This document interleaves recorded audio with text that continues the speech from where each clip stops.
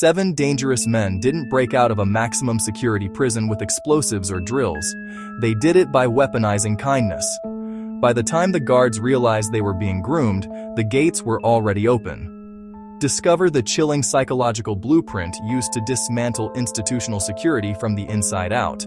Texas thought their highest security facility was impenetrable, but they forgot to account for human empathy. We are reconstructing the terrifying timeline of how 7 inmates systematically exploited the emotions of their captors to vanish into thin air. This is the autopsy of the largest, most calculated prison break in history. Could a killer convince you to help them escape? The Texas 7 didn't just run. They spent months psychologically dismantling the people paid to watch them. Learn the terrifying tactics of grooming that allowed these men to turn a fortress into a getaway vehicle, using nothing but manipulated trust.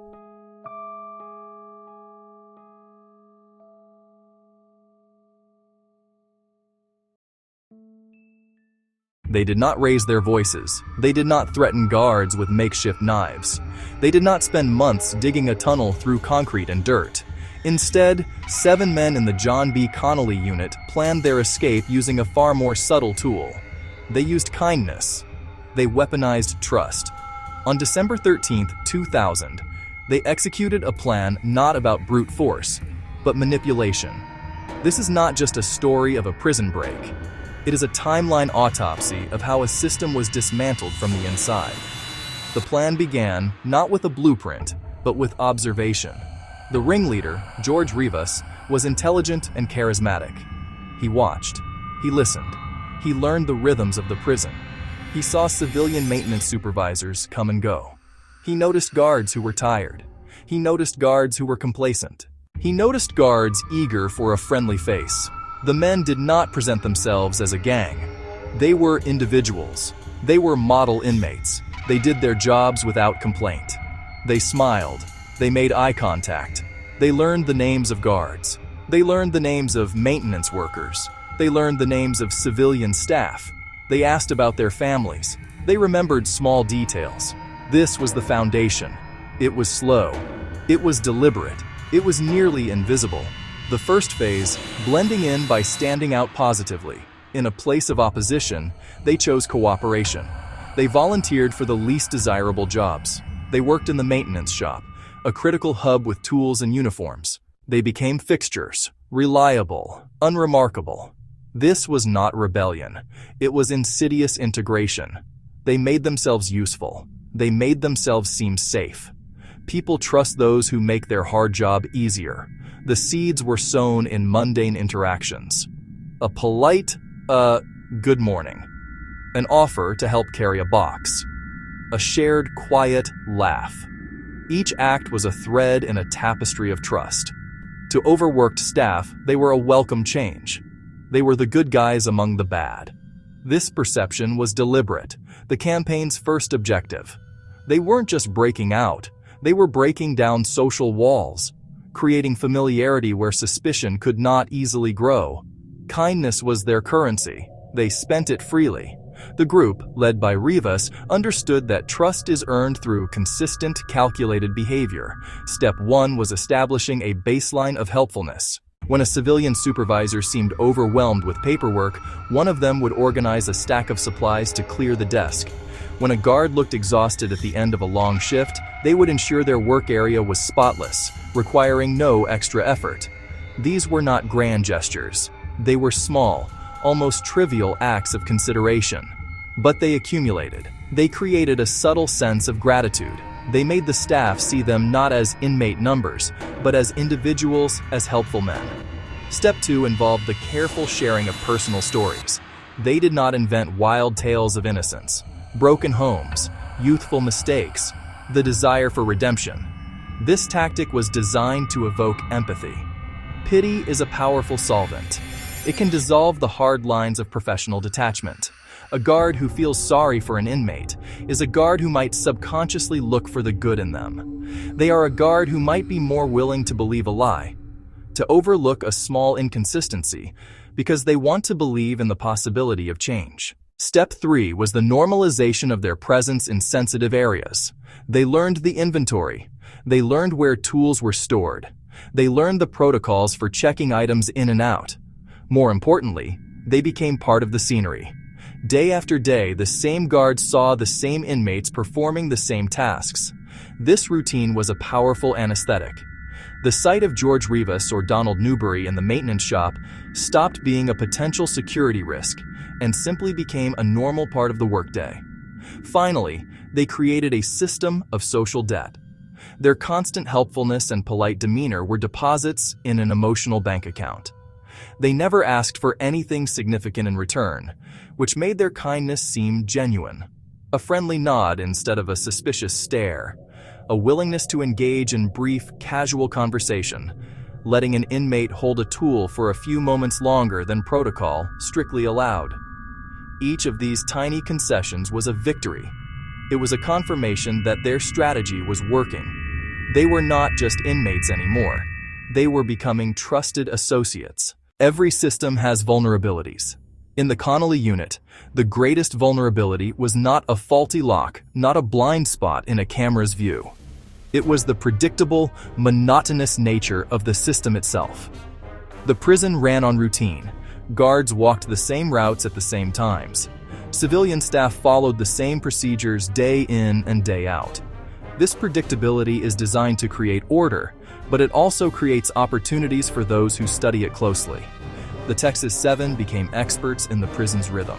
They knew precisely when the lunch break shift change occurred. They knew it was the busiest, most chaotic time of the day, a moment when attention was divided and protocols were most likely to be rushed. The system also failed to account for long-term, sophisticated manipulation.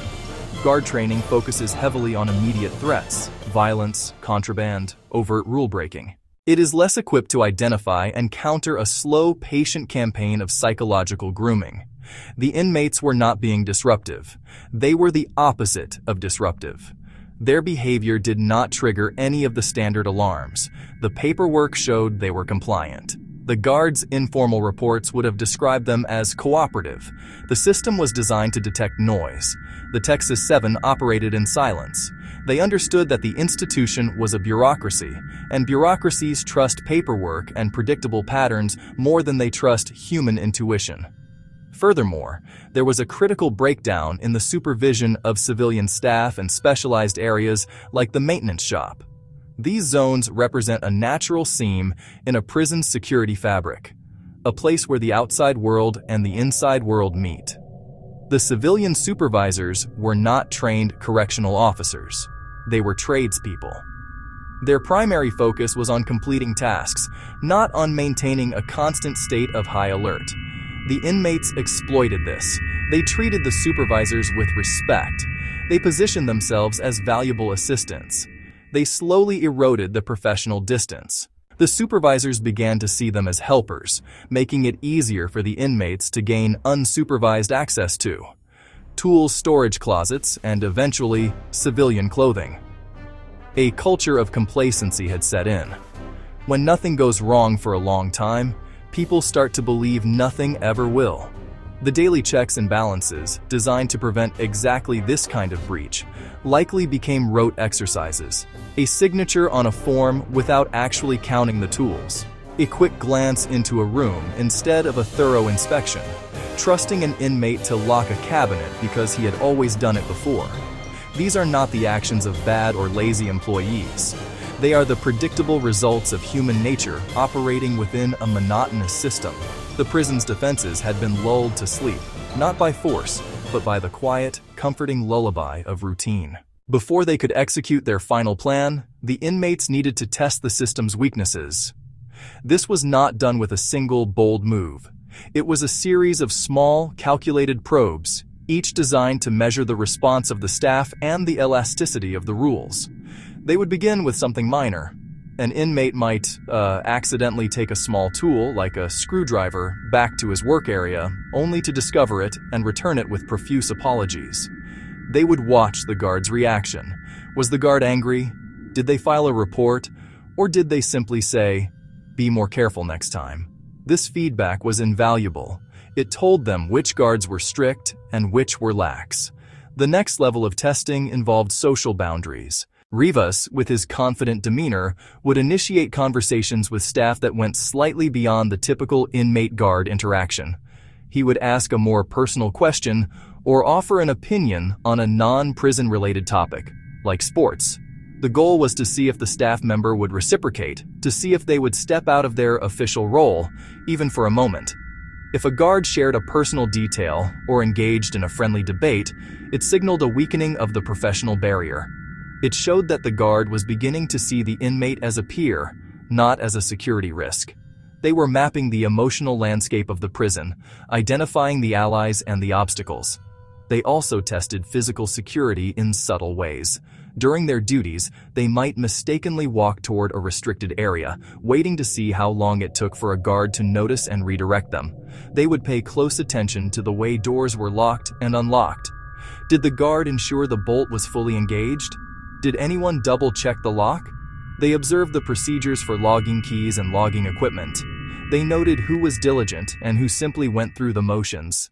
Each time a small breach went unnoticed or uncorrected, it was logged in their mental blueprint of the escape. They were gathering data, confirming their hypotheses about the prison's vulnerabilities. The most critical tests involved the lunch hour, the time they had identified as 0 hour. They began to slightly alter their own routines during this period. They might linger in the maintenance shop for a few extra minutes, cleaning up to see if anyone would hurry them along. They would observe the flow of traffic, noting how many supervisors were present and how many officers were present and how distracted they were by the shift change and the midday meal. These were dress rehearsals, performed in plain sight, but with a hidden purpose.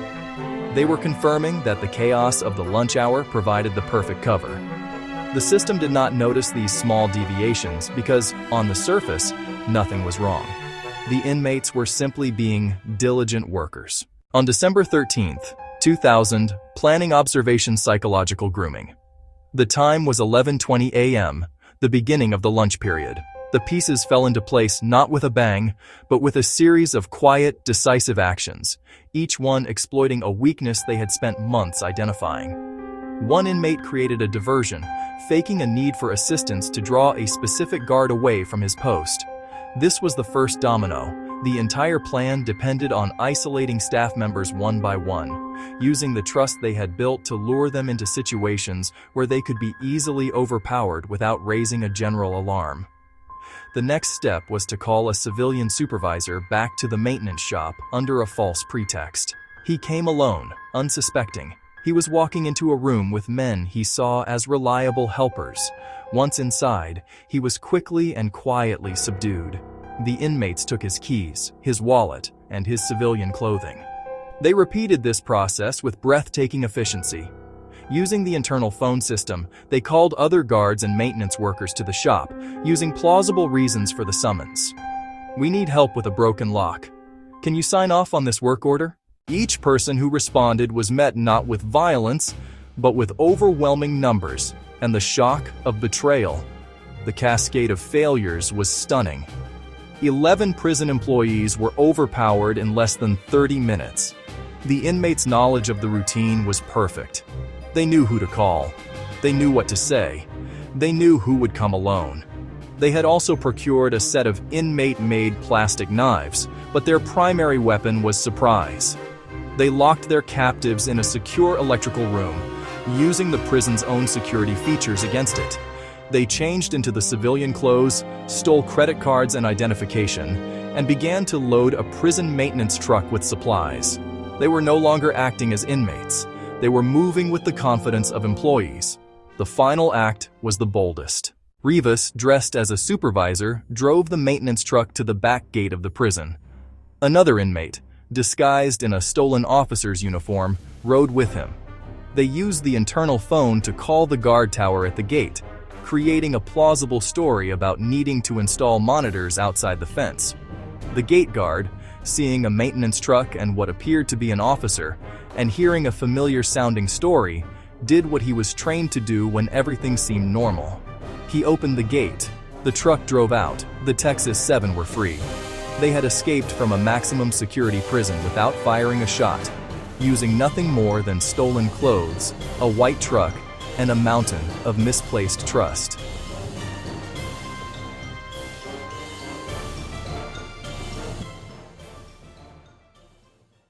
The escape of the Texas Seven sent a shockwave. The Texas Department of Criminal Justice and law enforcement agencies across the country.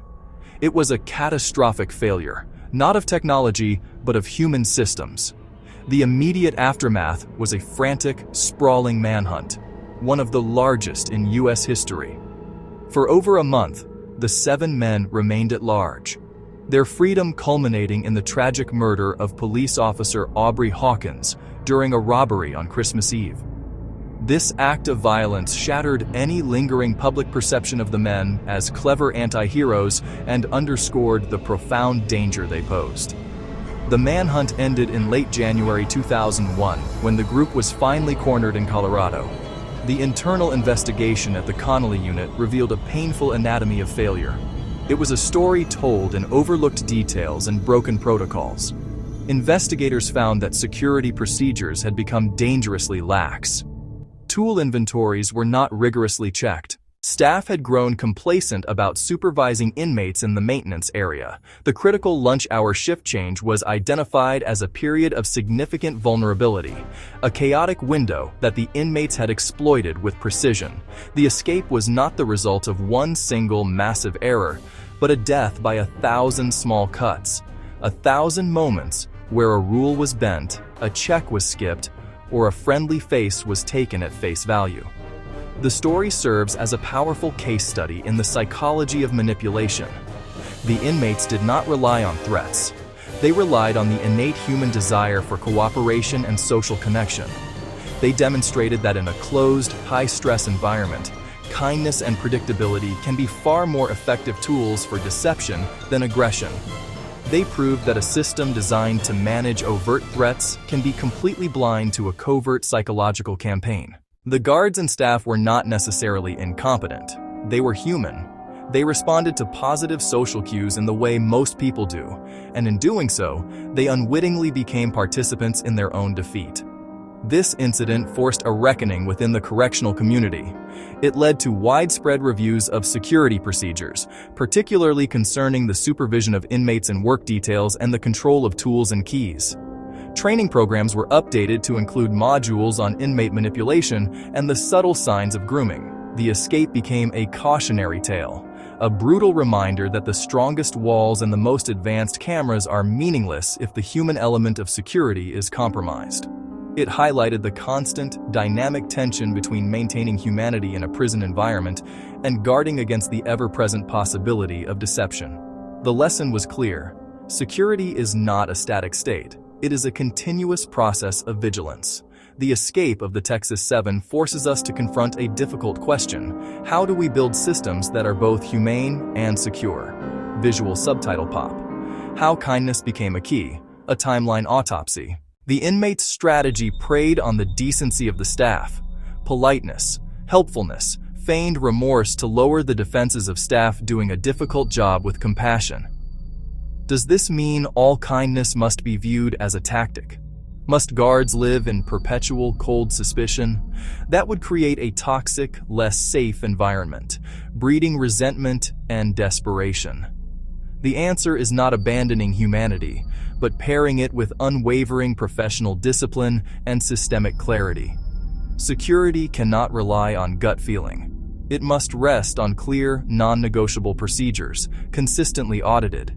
Keys must be tracked, tools must be counted. Restricted areas must remain restricted.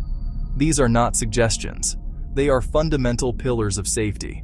The system failed not because the guards were kind, but because checks and balances eroded into a dangerous routine.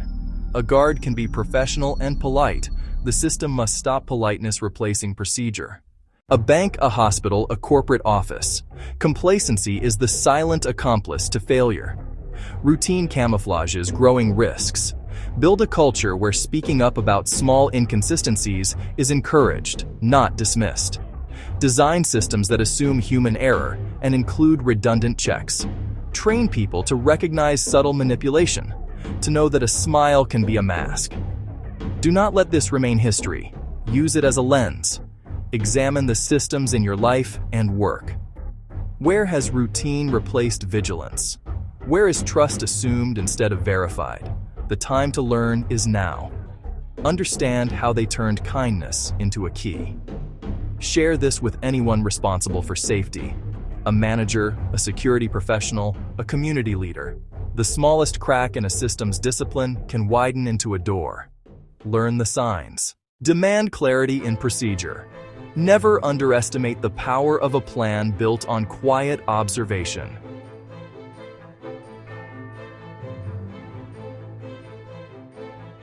If this timeline autopsy brought you value, help us reach more teams who need it. Like this video, subscribe for more evidence-based breakdowns, and share it with a colleague who manages risk or security. Comment "Vigilance" if you made it here. And tell us which safeguard you'll audit this week. Stay sharp. The strongest systems are human, and so are their failures. See you in the next autopsy.